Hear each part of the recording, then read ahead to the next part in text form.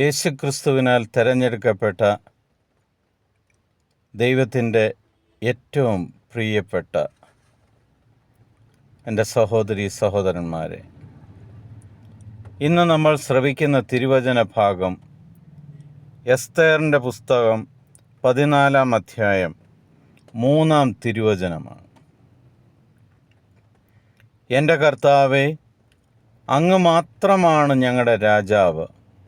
അങ്ങല്ലാതെ മറ്റൊരു തുണയില്ലാത്ത ഏകയായ എന്നെ സഹായിക്കണമേ. ഈ ലോകത്ത് നമ്മളായിരിക്കുമ്പോൾ നമുക്ക് പല പ്രശ്നങ്ങളും നേരിടേണ്ടതായിട്ടുണ്ട്. പല സഹനങ്ങളും നമ്മളെ അലട്ടാറുണ്ട്. രോഗങ്ങൾ, പീഡകൾ, കടബാധ്യതകൾ, അങ്ങനെ പല വിധമായ വേദനകളിലും നമ്മൾ നിൽക്കുമ്പോൾ ലോകത്തിൻ്റെ മുന്നിൽ ലോകത്തോട് എന്നെ ഒന്ന് സഹായിക്കാമോ എന്ന് ചോദിക്കുന്നതിന് പകരം കർത്താവ് വളരെ വ്യക്തമായിട്ട് എസ്തേറിൻ്റെ നാവിലൂടെ നമ്മളോട് പറയുകയാണ്, നീ എത്ര വലിയവനാണേലും ഒരു നിമിഷം നിന്റെ പിതാവായ ദൈവമായ എന്നോട് നീ ഒന്ന് ചോദിച്ചാൽ മതി, എന്നെ ഒന്ന് സഹായിക്കാമോ എന്ന്. ഈ ലോകത്തിൻ്റെ രാജാവായ ദൈവത്തിന്